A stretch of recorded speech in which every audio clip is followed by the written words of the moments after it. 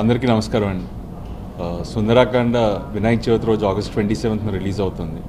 So ఇది వెంకటేష్ అని first time director అండి, బట్ తను చాలా బాగా తీశాడు.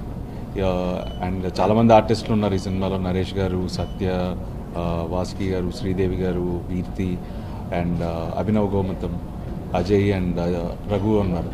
సో ఇట్స్ అ హోల్ ఫ్యామిలీతో పాటు హ్యాపీగా వెళ్ళి చూసే ఒక entertaining film. Romantic comedy genre కింద వస్తుంది. అండ్ నేను చాలాసార్లు చెప్పాను, మీకు తెలుసు ఏంటంటే ట్రైడ్ డిఫరెంట్ జానర్స్, రకరకాల కథలు ట్రై చేశాను. సో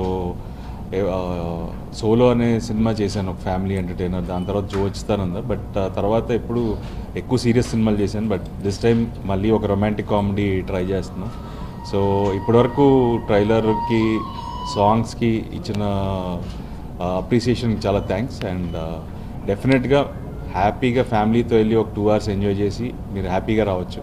సో August 27th ఈ సినిమా రిలీజ్ అవుతుంది. సో మీరు అందరూ తప్పకుండా చూస్తారు, చూసి మమ్మల్ని ఆశీర్వదిస్తారు.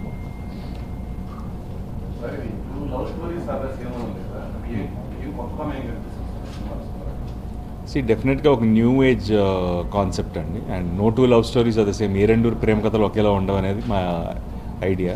సో డెఫినెట్గా దానికి తగ్గట్టు అయితే ఉంటుంది. అండ్ చాలా ఫ్రెష్గా ఉంటుంది, కాన్సెప్ట్ అయితే చాలా కొత్తగా ఉంటుంది.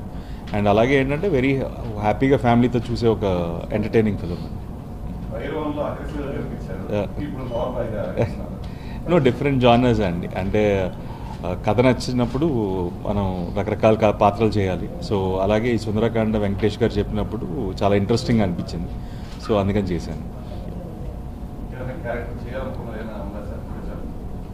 డిఫరెంట్ క్యారెక్టర్స్ అండ్ కథ ఎగ్జైట్ చేయాలి. అన్నిటికంటే మెయిన్ ఇంపార్టెంట్ అయితే కథ ఎగ్జైట్ చేస్తే చేస్తారు. ఏదంటే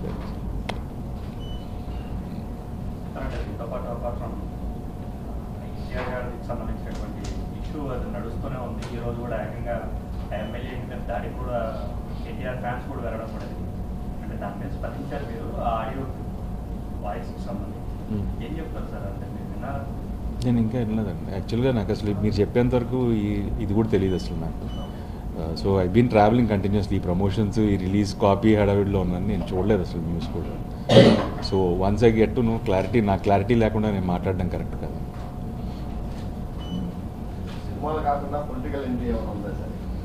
చెప్పాను కదండి, I come from a political family. So డెఫినెట్గా టైం వచ్చినప్పుడు నేను వస్తాను.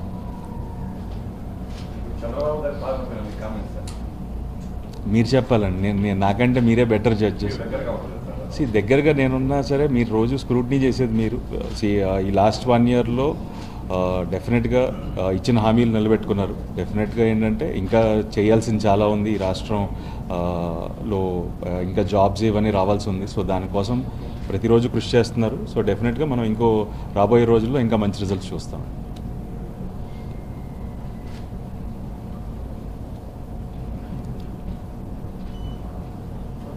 ఓకే, ఆల్రెడీ ఒక 4 scripts అయితే ఫైనలైజ్ చేసి ఉంచామండి. ఒకసారి సుందరాకాండ రిలీజ్ అయిన తర్వాత దాని గురించి అనౌన్స్మెంట్స్ ఇస్తాం.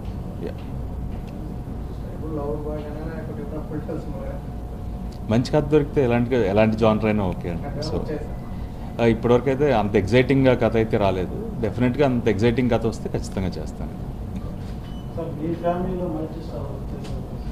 తప్పకుండా అండి. అంటే ఆల్రెడీ నేను అప్పట్లో తారకరత్న గారితో ఒక సినిమా చేశాను.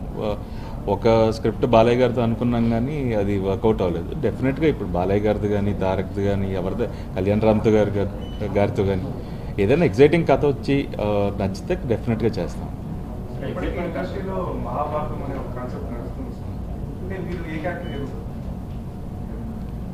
No, it is the choice of the director అండి. డెఫినెట్గా అడిగితే మాత్రం ఆల్వేస్ దుర్యోధనుడి పాత్ర అంటాను. బట్ ఏంటంటే it's the choice of the director. ఈ అబ్బాయి కూడా కొత్త డైరెక్టర్ అండి, ఫస్ట్ టైం తీస్తున్నాడు. సో కథ నచ్చితే డెఫినెట్గా కొత్త డైరెక్టర్తోనే చేస్తాం. రాయలసీమకు సంబంధించి ఒక సినిమా హీరో కొంతమంది లోకల్గా ఉండే వాళ్ళని సినిమాల్లోకి తీసుకుంటున్నారు. అలాగే మీ దృష్టికి ఏమైనా వచ్చాయి? మీరు ఏమైనా తీసుకునే అవకాశం ఉంటుంది? లోకల్ ఆర్టిస్టులు ఏమన్నా ఎంకరేజ్మెంట్? డెఫినెట్గా అంటే if the script requires and డెఫినెట్గా టాలెంట్ ఉంటే, అంటే రాయలసీమనే కదండి, అన్ని ప్రాంతాలు తెలుగువారు నిజంగా టాలెంట్ ఉండి త్రూ ద ప్రాసెస్ వాళ్ళు ఉంటే డెఫినెట్గా తీసుకుంటాం. కథకి హెల్ప్ అవుతుంది, లేకపోతే ఈవెన్ మేము రకరకాల జానర్స్ ప్రొడ్యూస్ కూడా చేయాలనుకుంటున్నాం. సో డెఫినెట్గా దాంట్లో అవకాశం ఉంటే తీసుకుంటాం. ఈ సినిమాలో 90% తెలుగు వాళ్ళది అందరూ.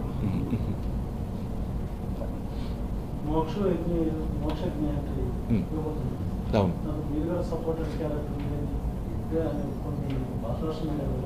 లేదండి అంటే ఇంకా డెఫినెట్గా తన లాంచ్ త్వరలో ఉంటుంది. బట్ అలాంటిది అయితే నా దృష్టికి అయితే రాలేదు. వస్తే డెఫినెట్గా ఇఫ్ ఇట్ ఇస్ ఇది చేయొచ్చు అంటే ఖచ్చితంగా చేస్తాను తనతో కూడా.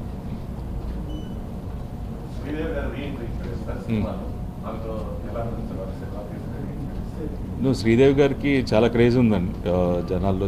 ఆల్మోస్ట్ చాలా రోజులు గ్యాప్ తర్వాత టీవీలో చేశారు, కానీ సినిమాల్లో మళ్ళీ ఆల్మోస్ట్ 14 years తర్వాత సుందరాకాండ చేశారు. బట్ వెరీ హ్యాపీ, ఇలాంటి ఒక ఇంపార్టెంట్ రోల్ని ఆవిడ ప్లే చేయడం చాలా హ్యాపీ అండి. And it was very nice working with her ఈ సినిమాలు. అండ్ అలాగే ఆవిడతో కాకుండా even other actors also, Naresh గారితో ఫస్ట్ టైం చేస్తున్నాను, వాసుకి గారితో. సో వీళ్ళందరితో పనిచేయడం చాలా బాగుంది యాక్చువల్గా.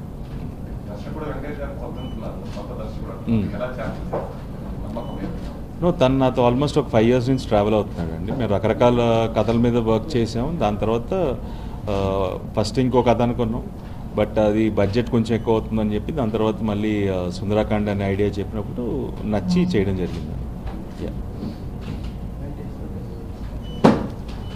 Okay, thank you. Thank you.